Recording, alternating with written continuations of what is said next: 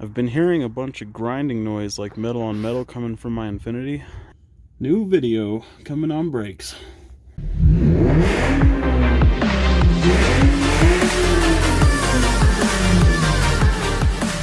If you're dealing with timing on a V6 Dodge from 06 to 2010, you'll want to first put the engine in top dead center.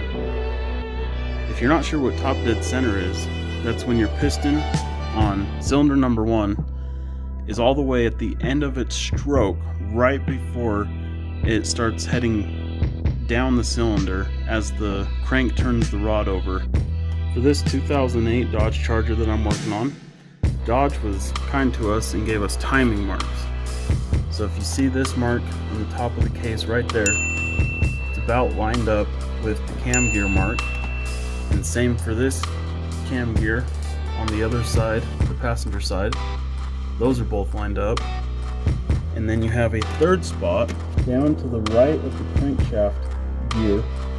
You'll see another gear, and right above it is a cast TDC mark with an arrow that needs to line up with the mark on that gear. This stands for top dead center. If all three of these marks are lined up, you know that your V6 engine has good timing. And as long as you can't spin the water pump by hand, you know that your belt is still in good shape.